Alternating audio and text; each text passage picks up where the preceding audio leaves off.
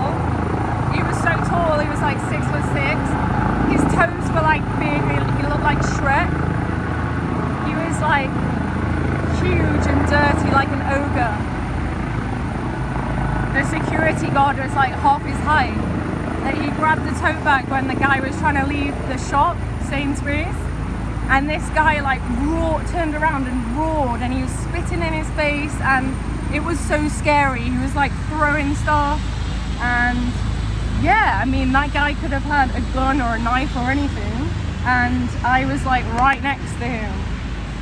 And yeah, I tried to record it because I thought I can show the police and they'll catch him, but in reality, the police in London are not going to catch people who are stealing.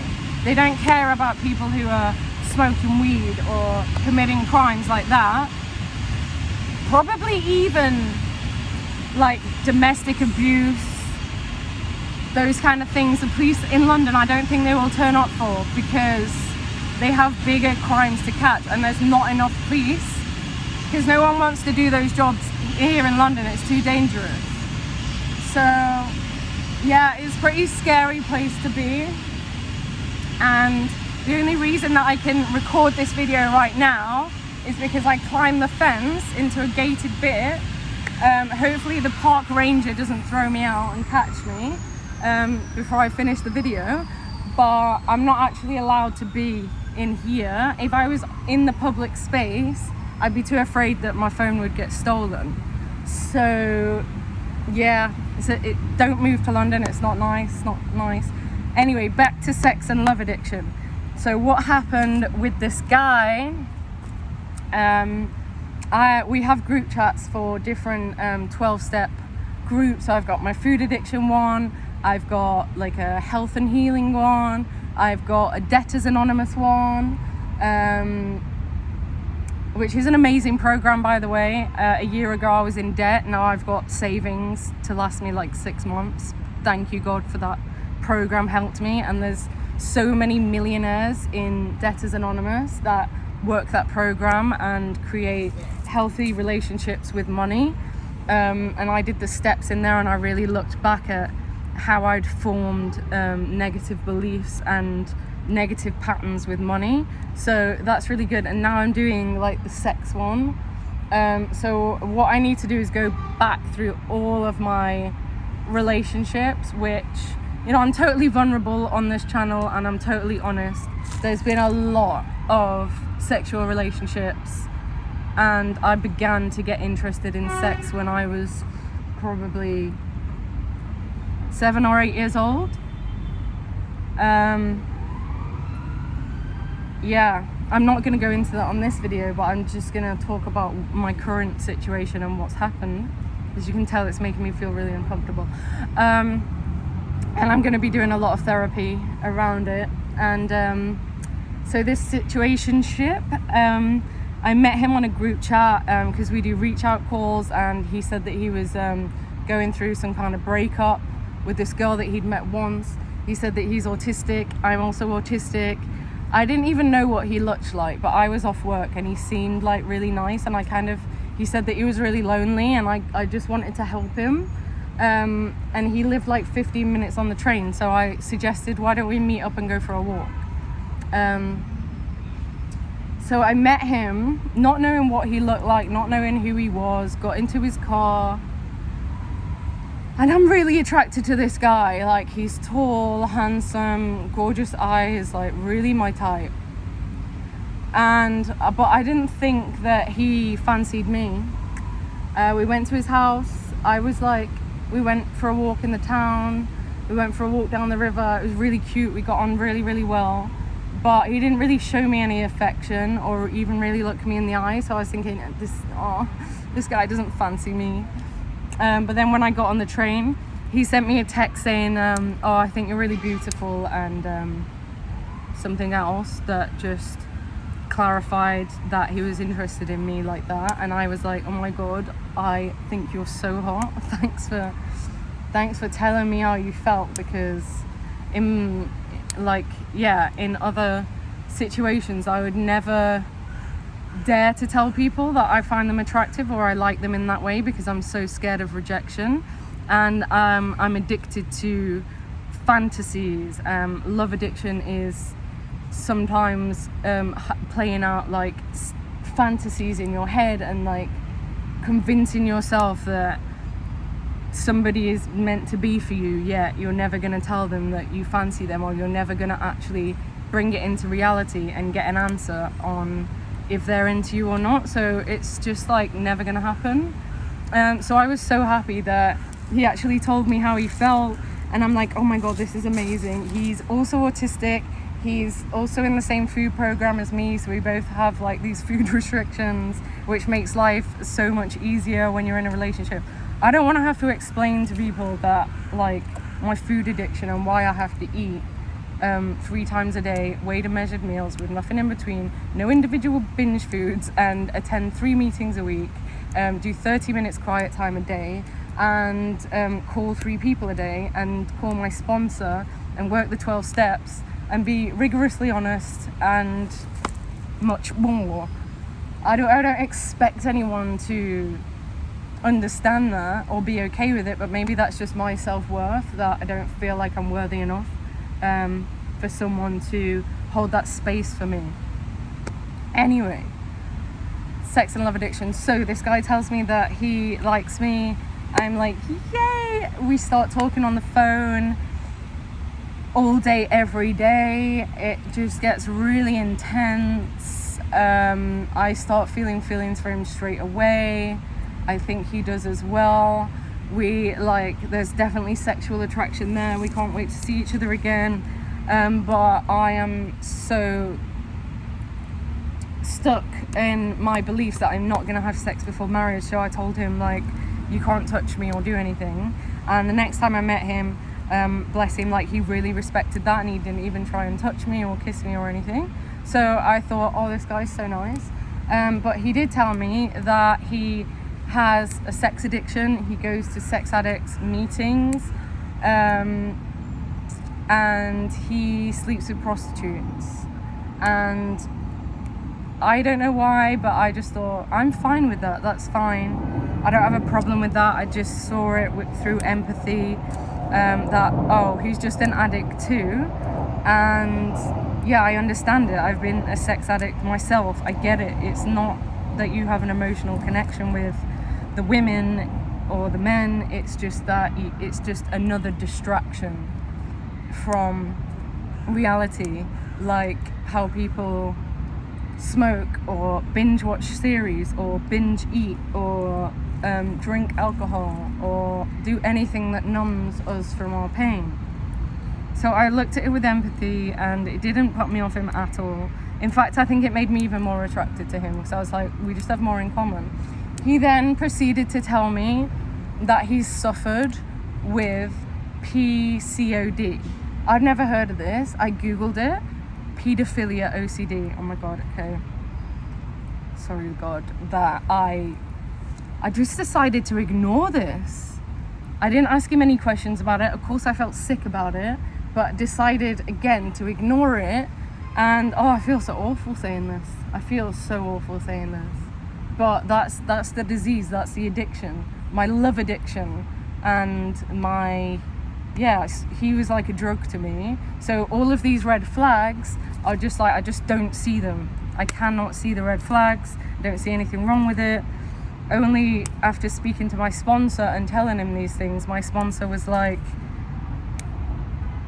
he was like, oh honey, what are you doing? Like, that's not okay. You're gonna get yourself into a dangerous situation. And yeah, I was just in denial for a few weeks, and I kept meeting with this guy, and I kept talking to this guy, and I kept fantasizing about having children with him and getting married. The guy hasn't had a job for 5 years, and he has paedophile thoughts, and he's in active addiction with prostitutes, and I'm here thinking, I'm in love. Honestly, And then what happened is I blocked him because my thoughts were just filled with him all day, every day. It was getting too much. I was conscious that it was becoming an addiction, and I blocked him. Well, actually, he told me to block him because he said that it was too intense for him, and he can't block me. I have to block. It was all so toxic, and I got really stressed out. And I blocked him, and then after 2 days I felt like, oh, I really miss him, and maybe he didn't mean it, maybe he doesn't really want me to block him. So I unblocked him. I called him, asked how he was, and the first thing he said, he was just like, oh, I've been sleeping with prostitutes because I didn't think you were coming back. And at first I ignored it, but I just didn't sit right with me, and it caused me a lot of pain, and it brought up so many memories about exes that have cheated on me and abused me. And I take responsibility that for whatever reason I was attracted to these type of partners, and I chose those partners subconsciously, but I chose these partners, and I caused myself trauma by staying with these people. So now I need to have a lot of therapy. I need to work the steps in SLA, Sex and Love Addictions Anonymous. And it's not going to be easy. It's going to be painful. But I've done it with the food. I've done it with the debtors. And I've done it with AA and NA. And it's worked. So I know it will work. I know that I'm going to be okay. I've got a therapy session on Wednesday. I'm going to do a sexual inventory, which I may or may not share.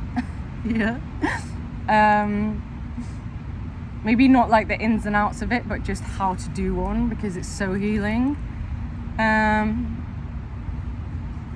Yeah. I feel a bit better for getting that off my chest. And I feel really shameful that I let this happen again to me, because I've been single for I don't know, like 4 years now. And I get really lonely sometimes, and I've always dreamed of having my own family and having children and having a marriage and having a nice house, and I just want to be a homemaker. I want to live that. I want to do that. And when these kind of things happen and I realize like how messed up I am and how I continue to attract these toxic patterns, I start to wonder, like, will I ever be able to be with someone normal? Because like a normal person I'm just not attracted to. I'm only attracted to like addicts that have a lot of issues. So what I've got to do now is fix my issues, try and become more normal. I'll never be normal, but I can try. And yeah, that's all from me today. I'm gonna go and hop over the fence, do a bit of shopping on Oxford Street and avoid the park ranger. I see one of them there. Woo. Thank you so much for coming to my channel. I know I haven't posted much recently, but yeah, that's why I've been going through that. And it almost took me down, but I pulled myself out of it. He's blocked on everything. It's done and dusted. Thank you for your support, and thank you for coming here and listening. God bless you.